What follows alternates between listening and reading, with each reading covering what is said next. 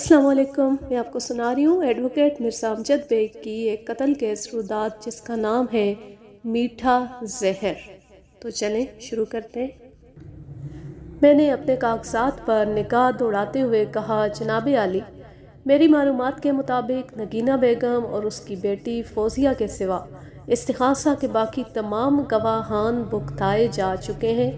چنانچہ معزز عدالت سے میری پرزور استدعا ہے کہ آئندہ پیشی پر مذکورہ دونوں گواہان کو نمٹانے کے احکامات صادر کیے جائیں تاکہ اس کیس کو جلد از جلد نتیجہ خیز بنایا جا سکے.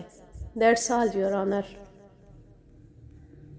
جج نے متعلقہ عدالتی عملے اور وکیل استغاثہ کو ہدایت کی کہ اگلی پیشی پر نگینہ بیگم اور اس کی صاحبزادی کو ضرور عدالت میں حاضر کیا جائے. آئندہ پیشی بڑی سنسنی خیز ثابت ہوئی، اس لیے بھی کہ اس پیشی پر استغاثہ کے آخری دو گواہان نگینہ بیگم اور اس کی بیٹی فوزیہ کو شہادت کے لیے لایا گیا تھا، اور اس لیے بھی کہ اس دن کی عدالتی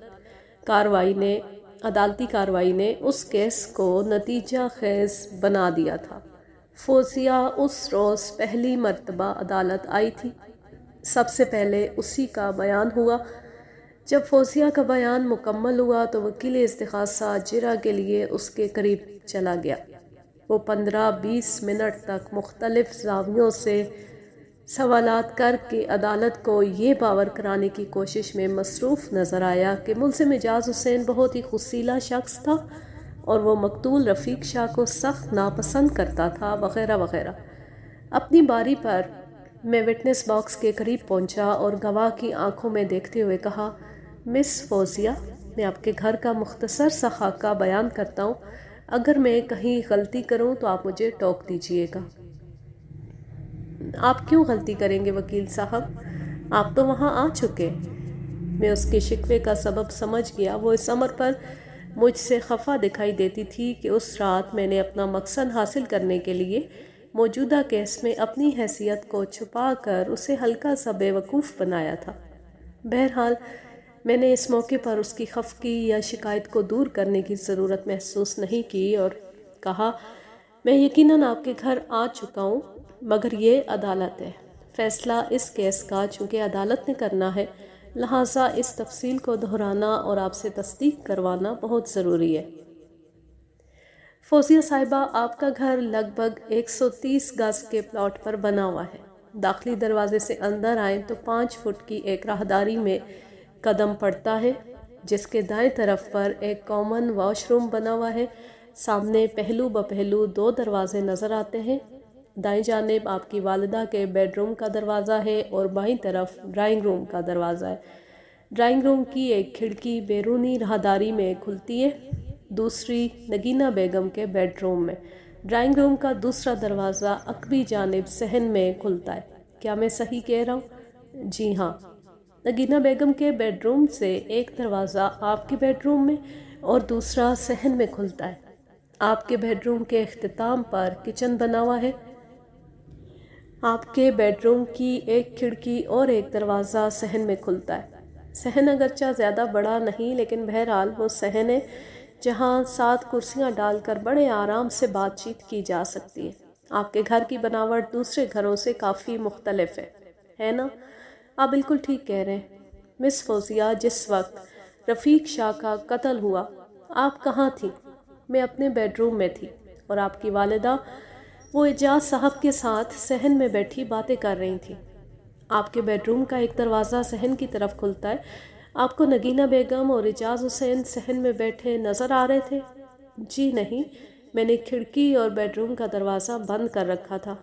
آپ کو کیسے پتا چلا کہ رفیق شاہ کو کسی نے قتل کر دیا ہے؟ مجھے یہ بات امی نے بتائی تھی. آپ کے کمرے میں آ کر؟ نہیں، فائرنگ کی آواز سن کر میں اپنے کمرے سے نکلی تھی. امی سے صحن میں ملاقات ہو گئی. انہوں نے مجھے بتایا کہ رفیق شاہ قتل ہو گیا ہے. پھر میں نے امی کے ساتھ ڈرائنگ روم میں جا کر اس کی لاش بھی دیکھ لی.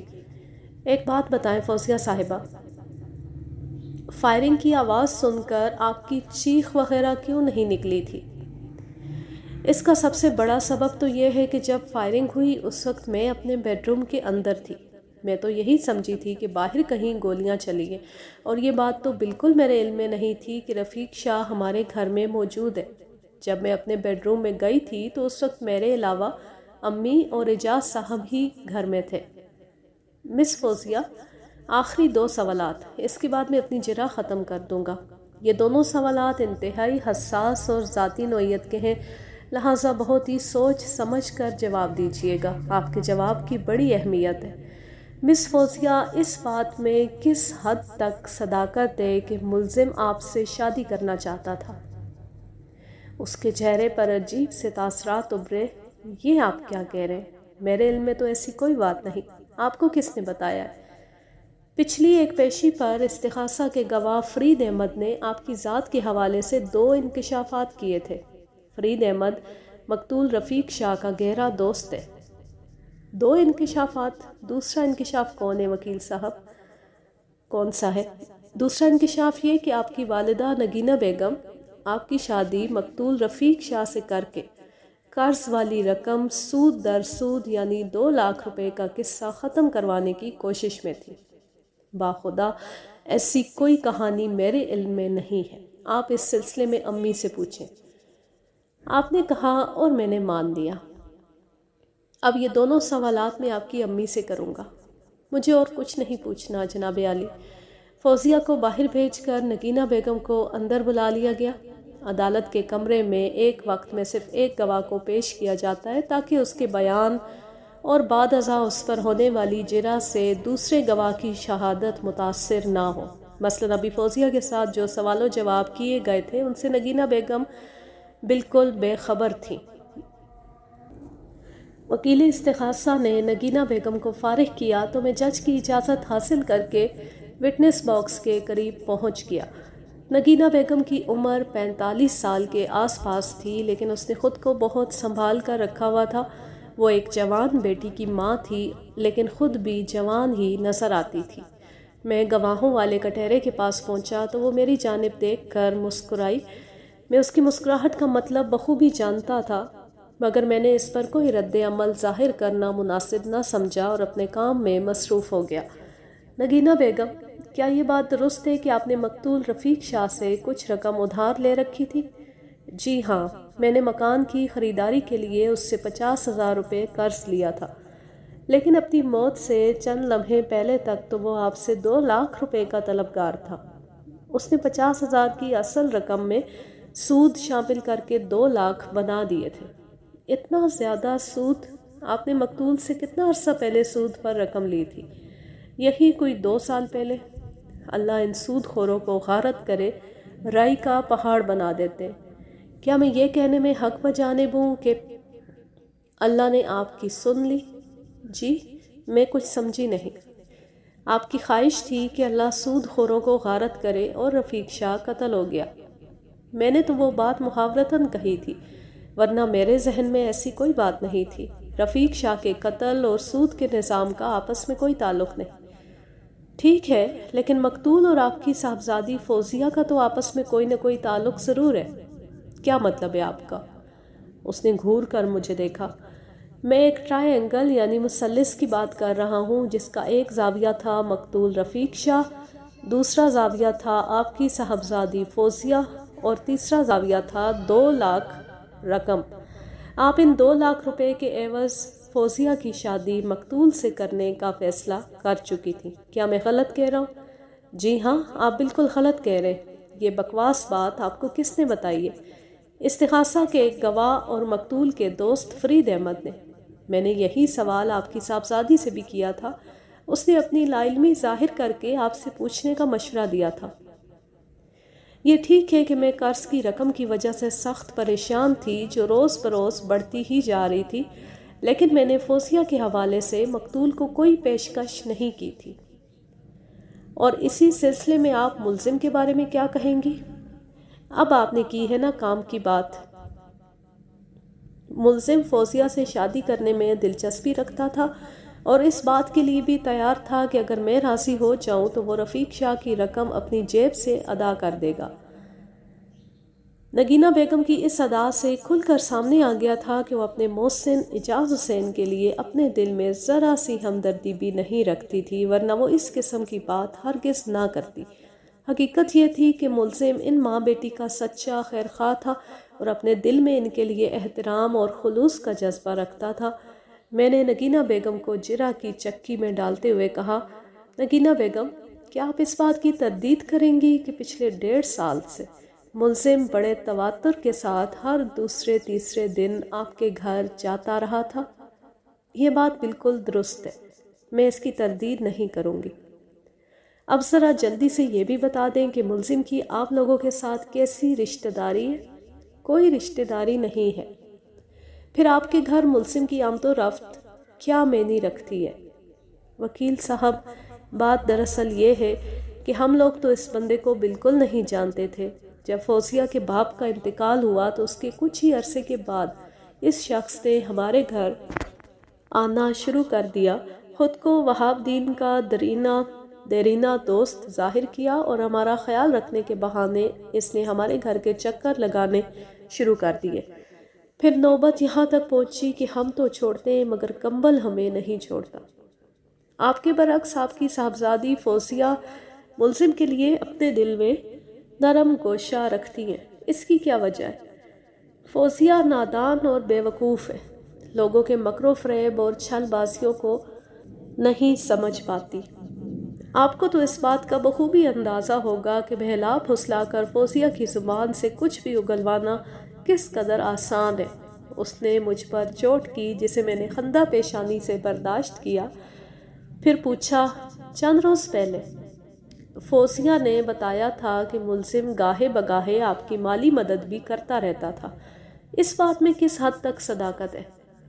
صرف اس حد تک کہ یہ بات درست ہے کہ میں نے ملزم کے اصرار پر چند روپے رکھ لیے تھے۔ اس وقت مجھے پیسوں کی اشد ضرورت تھی، لیکن اب میں سوچتی ہوں کہ یہی میری غلطی تھی۔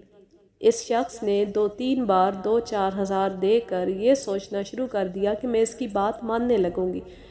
یہ اپنی پلاننگ کے ساتھ رفتہ رفتہ آگے بڑھا تھا۔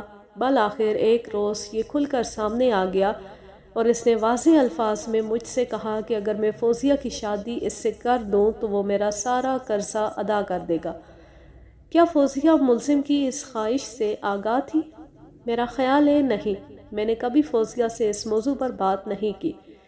ملزم نے کب آپ سے اپنی خواہش کا اظہار کیا تھا؟ وقوع سے 1 ماہ پہلے۔ آپ نے اسے کیا جواب دیا تھا؟ میں نے صاف انکار کر دیا تھا۔ اس کے باوجود بھی آپ کے گھر میں اس کی آمد و رفت جاری رہی؟ میں اسے 2 ٹوک منع نہیں کر سکتی تھی۔ کیوں منع نہیں کر سکتی تھی؟ یہ شخص ایک معاملے میں میری ڈھال بنا ہوا تھا۔ کس معاملے میں؟ کہیں آپ کا اشارہ مقتول رفیق شاہ کی طرف تو نہیں؟ آپ کا اندازہ بالکل درست ہے۔ مقتول جب بھی رقم کا تقاضا کرنے آتا تھا ملزم اسے ڈرا دھمکا کر واپس بھیج دیا کرتا تھا۔ ڈرا دھمکا کر یا سمجھا بجھا کر؟ جو لوگ سود کا کاروبار کرتے ہیں وہ لوگوں کے سمجھانے بجھانے میں نہیں آتے۔ یہ لوگ اپنا پیسہ وصول کرنے کے 101 گر جانتے، انہیں بس کسی خطرناک دھمکی سے روکا جا سکتا ہے۔ کیا یہ سچ ہے کہ ملزم نے مقتول کو خطرناک نتائج کی دھمکی دی تھی؟ مقتول کے دوست اور استغاثہ کے گواہ فرید احمد کا دعویٰ ہے کہ ملزم نے مقتول کو قتل کی دھمکی دی تھی۔ گواہ کا دعویٰ بالکل درست ہے۔ کئی بار میرے سامنے بھی ان دونوں میں شدید نوعیت کی تلخ کلامی ہوئی تھی اور ملزم نے مقتول کو دھمکی دی تھی کہ اگر وہ اپنے قرض کو بھولنے کی کوشش نہیں کرے گا تو اس کی جان کی ضمانت نہیں دی جا سکتی۔ ملزم یہ سب کچھ آپ ماں بیٹی کی خاطر ہی تو کر رہا تھا۔ وہ جو کچھ بھی کر رہا تھا غلط تھا، وہ سفاکی سے بولی، اور اس کا نتیجہ آپ کے سامنے ہے۔ تو آپ یہ کہنا چاہتی ہیں کہ ملزم نے بالآخر اپنی دھمکی کو عملی جامہ پہنا دیا تھا؟ میں کیا کہوں، حقیقت عدالت کے سامنے ہے۔ میں نے کوئی تھوڑی ملزم سے کہا تھا کہ وہ مقتول کو ایسی خطرناک اور جان لیوا دھمکیاں دے۔ جو کیا ہے اب اسے بھگتنا تو پڑے گا نا۔ وہ سیدھا میرے موکل اعجاز حسین کو رفیق شاہ کا قاتل ٹھہرا رہی تھی۔ اس کی اس حرکت سے میرے ذہن میں یہ خیال ابھرا کہ کہیں وہ کوئی بہت بڑی حقیقت چھپانے کے لیے تو اعجاز حسین کو قربانی کا بکرا نہیں بنا رہی۔ اس خیال کے آتی میں نے اسے جرہ کی چکی میں پیس ڈالا۔ نگینہ بیگم، عدالت جاننا چاہتی ہے کہ 8 نومبر کی رات 9 اور 10 بجے کے درمیان آپ کے گھر میں کیا واقعہ پیش آیا تھا؟ میں وقوعے کی رات کا ذکر کر رہا ہوں۔ میں اچھی طرح سمجھ رہی ہوں۔ میں اور ملزم گھر کے صحن میں بیٹھے تھے، فوزیہ اپنے کمرے میں تھی۔ اسی وقت مقتول آ گیا۔ میں نے رفیق شاہ کو ڈرائنگ روم میں بٹھایا اور خود صحن میں آ گئی۔ ملزم نے مجھ سے پوچھا کون آیا ہے؟ میں نے جواب دیا رفیق شاہ۔ ملزم نے کہا اس کا روز روز کا آنا بند کرنا ہی پڑے گا، اس نے کیا تماشا لگا رکھا ہے؟ شاید یہ سود خور مجھے جانتا نہیں۔ میں نے ملزم سے کہا تیش میں آنے کی ضرورت نہیں، میں خود اس سے بات کرتی ہوں۔ یہ کہہ کر میں نے چائے کے خالی کپ اٹھائے اور کچن کی جانب بڑھ گئی۔ تھوڑی دیر پہلے میں نے اور ملزم نے ان کپوں میں چائے پی تھی۔ میں نے یہی سوچا تھا کہ چائے کے جھوٹے برتن کچن میں رکھ کر میں رفیق شاہ کے پاس جاؤں گی اور اس سے منت کروں گی کہ اس وقت وہ چلا جائے۔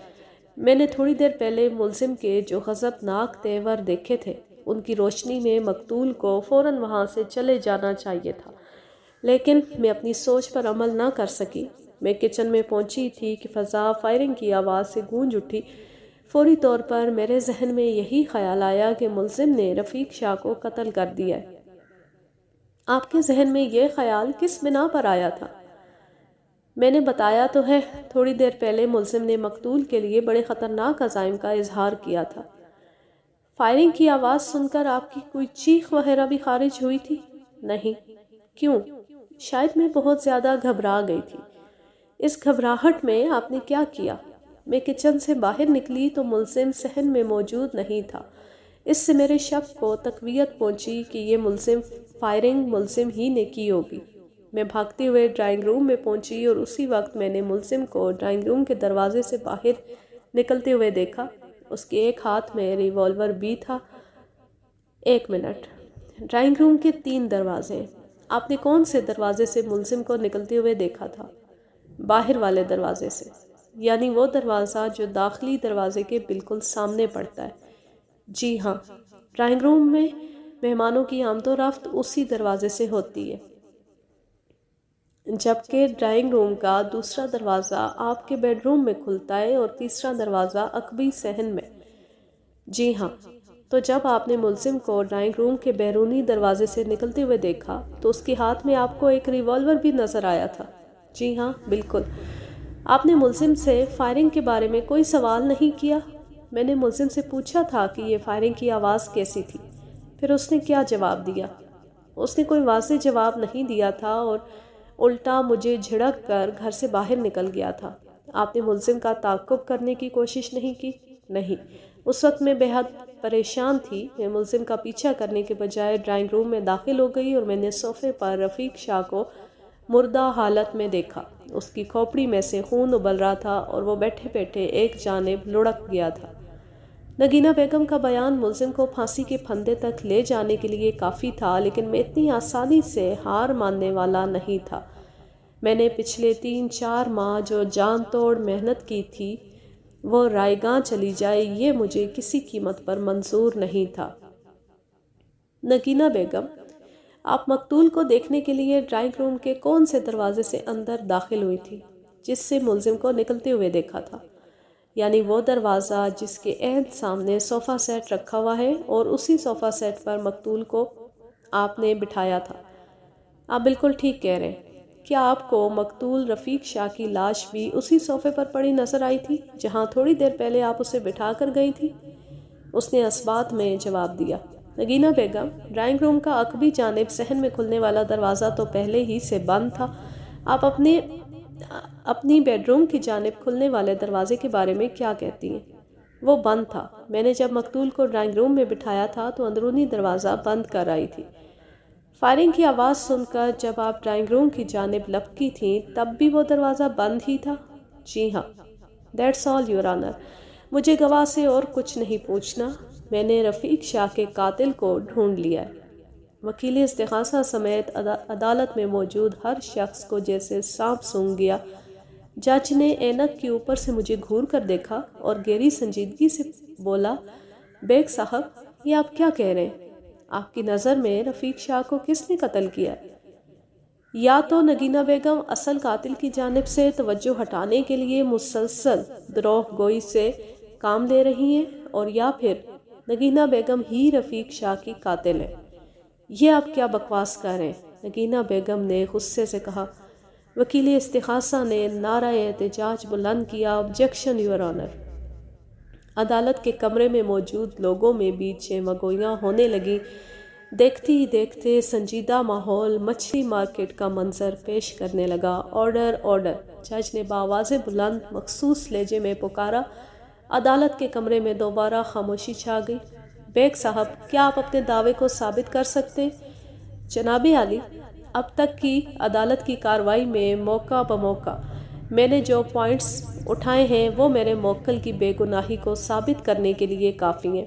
अगर मुअज़्ज़ज़ अदालत की इजाज़त हो तो मैं उन पॉइंट्स को उजागर करके नगीना बेगम के हवाले से अपने दावे को सच्चा साबित कर सकता हूँ। इजाज़त है। जनाबे आली, पोस्टमार्टम के मुताबिक रफ़ीक शाह का कत्ल 8 नवंबर की रात 9 और 10 बजे के दरमियान हुआ था, और पुलिस का पेश करदा चालान इस अमर का गवाह है कि मुल्ज़िम को निस्फ शब के करीब उसके घर वाक़े फेडरल बी एरिया से गिरफ्तार किया गया था। पुलिस ने मुल्ज़िम के पड़ोसियों की मौजूदगी में मुल्ज़िम की गाड़ी के डैशबोर्ड में से आला कत्ल यानी .32 कैलिबर का रिवॉल्वर बरामद किया था। अगर मेरे मौक्कल ने रफ़ीक शाह को कत्ल किया होता तो एक कातिल की नफ्सियात के मुताबिक सबसे पहले वो आला कत्ल को ठुकाने लगाता, क्योंकि नगीना बेगम और ज़फ़र अली के मुताबिक वो दोनों मुल्ज़िम के हाथ में रिवॉल्वर देख चुके थे। इस सूरत हाल में मुल्ज़िम मज़कूरा रिवॉल्वर को कभी भी अपनी गाड़ी के डैशबोर्ड में ना छोड़ता। इससे ये बात साबित होती है कि मुल्ज़िम की लाइल्मी में उसके रिवॉल्वर को इस्तेमाल करके रफ़ीक शाह को कत्ल किया गया था। अब मैं नगीना बेगम की चालाकी और द्रोहगोई की तरफ आता हूँ। नगीना बेगम के घर में कत्ल की एक वारदात हो गई थी, लेकिन ना तो उसके हलक से कोई चीख बरामद हुई, ना ही उसने शोर मचाने की ज़रूरत महसूस की।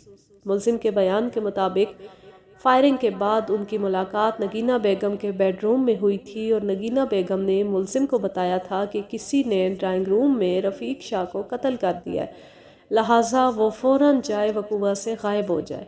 मुल्ज़िम ने नगीना बेगम का मशवरा मान लिया था, जबकि नगीना बेगम ने अभी थोड़ी देर पहले मुअज़्ज़ज़ अदालत के रूबरू बताया है कि फायरिंग के बाद उनकी मुलाकात ड्राइंग रूम के बैरूनी दरवाजे पर हुई थी और मुल्ज़िम उसे डांट कर फरार हो गया था।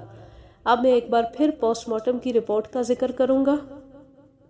इस रिपोर्ट के मुताबिक मकतूल के जिस्म पर 2 फायर किए गए थे। एक गोली उसकी गर्दन में धंस गई थी और दूसरी ने उसकी खोपड़ी को हवादार बना दिया था। पोस्टमार्टम रिपोर्ट और इंक्वायरी ऑफिसर इस अमर की तस्दीक करते हैं कि मकतूल की गर्दन और खोपड़ी के बाएं यानी लेफ्ट हिस्से को निशाना बनाया गया था, जबकि नगीना बेगम ने मुल्ज़िम को ड्राइंग रूम के सामने वाले दरवाजे से निकलते हुए देखा था। तो इससे क्या साबित होता है? वकील इस्तिखासा ने जारहाना अंदाज में पूछा। मेरे फाजिल दोस्त, इससे ये साबित होता है कि रफ़ीक शाह को मेरे मौक्कल ने कत्ल नहीं किया। वो कैसे? ज़रा वजाहत करें। मेरे फाजिल दोस्त, नगीना बेगम मुअज़्ज़ज़ अदालत के रूबरू इस हकीकत का इकरार कर चुकी है कि जब उसने मुल्ज़िम को ड्राइंग रूम के सामने वाले दरवाजे से फ़रार होते देखा तो उस वक्त ड्राइंग रूम के बाकी दोनों दरवाजे बंद थे। इसका मतलब ये हुआ कि अगर बिलफ़र्ज़ ये कत्ल मेरे मौक्कल ही ने किया था तो वो मकतूल पर फायरिंग करने के लिए ड्राइंग रूम के सामने वाले दरवाजे से ही दाखिल हुआ होगा, और इस सूरत में दोनों गोलियां मकतूल के जिस्म के सामने वाले हिस्से पर लगना चाहिए थी, क्योंकि वो दरवाजे के ऐन सामने एक सोफे पर विराजमान था। जनाबे आली, जिस सोफे पर रफ़ीक शाह का कत्ल हुआ वहाँ से मकतूल की बाईं जानिब ड्राइंग रूम की एक खिड़की है जो दूसरी तरफ नगीना बेगम के बेडरूम में खुलती है, यानी मकतूल पर फायरिंग उसी खिड़की में से की गई थी। अब ये तो नगीना बेगम ही बता सकती हैं कि उसने खुद रफ़ीक शाह को कत्ल किया है या मैंने किसी को कत्ल नहीं किया। मेरी बात मुकम्मल होने से पहले ही नगीना बेगम ने झुरझुरी लेते हुए कहा, میں نے پلٹ کر وٹنس باکس کی طرف دیکھا۔ نگینہ بیگم کا حوصلہ جواب دے چکا تھا۔ خوف کی شدت سے اس کا چہرہ پیلا پڑ گیا تھا۔ وہ ریلنگ کو تھام کر خود کو گرنے سے بچا رہی تھی۔ جج نے کڑکدار آواز میں پوچھا، نگینہ بیگم، رفیق شاہ کو اگر تم نے قتل نہیں کیا تو پھر اس کا قاتل کون ہے؟ میں بے گناہ ہوں، میں بے قصور ہوں۔ اتنا کہتے ہوئے وہ نیچے بیٹھ گئی۔ آئندہ پیشی پر عدالت نے میرے موکل کو باعزت بری کر دیا۔ پچھلی پیشی کا وائنڈ اپ نگینہ بیگم کے اس کانپتے لرزتے جملے پر ہوا تھا، وہ دراصل مراد سے در حقیقت نگینہ کی مراد نامی ایک شخص سے تھی۔ جج نے صورتحال کی نزاکت کے پیش نظر پولیس کو حکم دیا تھا کہ وہ نگینہ بیگم کو شامل تفتیش کر کے جلد از جلد اس کیس کا نیا چالان پیش کرے۔ عدالت کار نئے چالان کے لیے احکامات صادر کرنے کا واضح مطلب یہی تھا کہ ملزم اعجاز حسین کو عدالت نے بے گناہ مان لیا تھا۔ نگینہ بیگم کی ہمت اور حوصلے کو تو میری جرح کی چکی نے پیس کر صفوف کی شکل دے دی تھی۔ پولیس کو اس پر زیادہ محنت نہیں کرنی پڑی۔ اس نے مراد کے قاتل اور اپنے شریک جرم ہونے کا اقرار کر لیا۔ نگینہ بیگم کی نشاندہی پر پولیس نے چھاپہ مار کر مراد کو گلشن اقبال سے گرفتار کر لیا۔ مراد کو رفیق شاہ کے قاتل کی حیثیت سے فٹ کرنے کے لیے نگینہ بیگم کا اقبالی بیان ہی کافی تھا۔ بہرحال پولیس نے مراد کی زبان کا قفل بھی کھول دیا تھا۔ مراد نامی شخص دراصل ایک پراپرٹی ایجنٹ تھا۔ اس کے علاوہ وہ سود پر پیسے دینے کا کاروبار بھی کرتا تھا۔ مراد کی مالی حالت بہت مضبوط تھی اور اتفاق سے وہ نگینہ بیگم پر مر مٹا تھا۔ اتفاق در اتفاق یہ کہ رفیق شاہ کسی زمانے میں مراد کا پارٹنر ہوا کرتا تھا اور اس کا ایک فراڈ پکڑنے کے بعد مراد نے اسے خود سے الگ کر دیا تھا۔ نگینہ پر دل آ جانے کے بعد جب اسے پتہ چلا کہ وہ رفیق شاہ کے چنگل میں پھنسی ہوئی ہے تو اس نے ایک تیر سے دو شکار کرنے کا منصوبہ نگینہ بیگم کے سامنے رکھا۔ نگینہ اعجاز حسین سے بھی جان چھڑوانا چاہتی تھی، لہٰذا اس نے مراد کے منصوبے کے جواب میں ایک تیر تین شکار والا منصوبہ پیش کر دیا اور اس پر ان دونوں میں اتفاق رائے ہو گیا۔ نگینہ بیگم نے ایسے وقت میں مراد کو اپنے گھر بلایا جب رفیق شاہ اور اعجاز حسین پہلے سے وہاں موجود ہوں۔ اعجاز حسین کا ریوالور بھی وہی نظر بچا کر اس کی گاڑی سے نکال لائی تھی۔